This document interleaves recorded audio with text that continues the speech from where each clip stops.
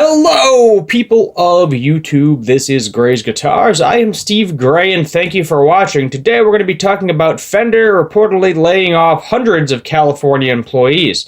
So, I kind of expected something like this to happen. One, because in the recent year, COVID time, just because so many people were in home, they couldn't do anything, they were all out buying guitars. A lot more were being produced. Quality control definitely went downhill to a certain extent. It's very hit or miss with the quality control pretty much across all guitar brands. So now the market is slowing, and all of those employees that Fender hired, or all of those positions that certain people had, they are probably no longer going to need, because they're going to have to downsize to go back to the amount of production before COVID happened. So let's just go ahead and take a look at this here. So we have the layoffs allegedly include some very senior positions.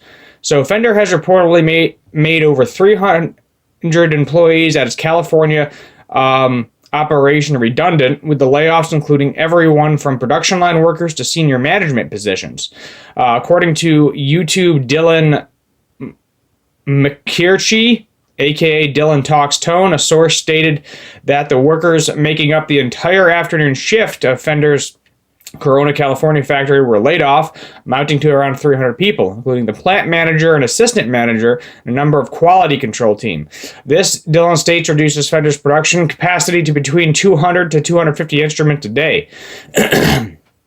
They state that the employees did not get some fluffy email or severance package, for the most part just receiving a few extra days paid. The layoffs don't seem to be limited to the factory floor either, with the vice president of design for EVH and Chevelle being let go, along Brian Swordford. Swordford was Fender's vice president of research and design, and they spearheaded the design of the Acoustasonic range. Additionally, several other Fender employees with roles ranging from graphic design, recruiters, and communication managers have taken to LinkedIn in recent days to share the news of their termination. There are days that you will always fear will come. Wrote one employee, and today was mine. This morning I was laid off from my dream company, losing a team of remarkable people and community I was honored to be part of. On the Fender website a career page, there are currently 19 operation jobs with roles open, 18 of which are the Corona factory. In May, there were only 7. The newly recruiting jobs include robotic engineering, quality assurance inspections, production planners, maintenance mechanics, and safety directions. You're more than welcome if you want to go check out this longer video as well. I'm just going to try to summarize. I didn't watch the entire. I watched the majority of this, and the gist of it was, the main major issue was that 50% of guitars were coming back to Fender, coming back to the beginning of the line for some sort of quality issue.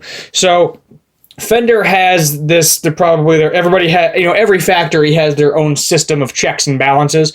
So, you go through the guitar, somebody, the CNC machine cuts out the neck and the body, somebody does the fretwork, somebody probably installs the nut, the tuners, all the electronics, someone paints the thing. And then after that, there's probably a multiple point inspection where they go through the guitar and make sure everything's solid. There's no finish flaws in the paint. The frets aren't stabbing you in the hand. All the parts are working, everything like that. And either by the time they got shipped out, or by the time they got to the end of the line, 50% of those guitars then had to either get reworked or destroyed. So they either ended up going to the beginning of the line again, or maybe it was a return from an angry customer, maybe a Guitar Center or a Reverb, or not Reverb, musicians' friends. Websites along those lines, maybe they got them and they kept sending them back for quality issues. So Gibson's not the only one with quality issues, let me tell you.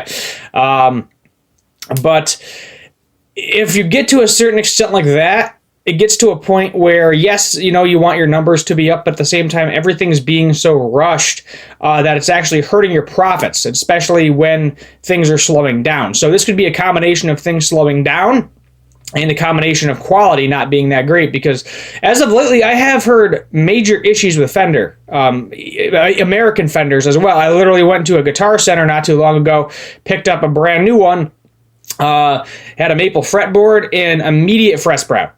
And I'm talking like this is a brand new 2022 guitar, Fender Stratogat. I think it was like the American Professional Series. So yeah, it was the lower end, but still you're talking, right around $1,000 guitar.